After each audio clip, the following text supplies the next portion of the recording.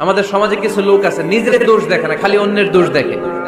এই বাড়িতে এই সমস্যা, ওই বাড়িতে ওই সমস্যা, এই হুজুরও খারাপ, এই হুজুরের এই সমস্যা। তুমি হুজুরের কি সমস্যা?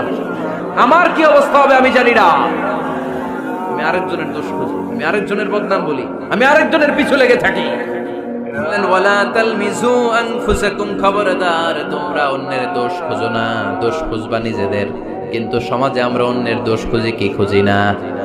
5 নাম্বার, ওয়ালা তালমিজু আনফুসাকুম, নেভার ডিসফেম ইচ আদার, একে অপরের দোষ খুঁজো না। আমাদের সমাজে কিছু লোক আছে নিজের দোষ দেখে না, খালি অন্যের দোষ দেখে। আছে না নাই? চায়ের দোকানে বসে বসে দেখবেন বলবে এই বাড়িতে এই সমস্যা, ওই বাড়িতে ওই সমস্যা, ওই বাড়িতে মারামারি, ওই বাড়িতে কাটাকাটি। তোর বাড়িতে কি সমস্যা ওইটা বল, তোমার বাড়িতে কি সমস্যা ওইটা বলো মিয়া।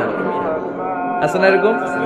এই হুজুর ভালো না, এই সমস্যা, ওই হুজুরও ভালো না, এই হুজুরও খারাপ, এই হুজুরের এই সমস্যা। তুমি হুজুরের কি সমস্যা?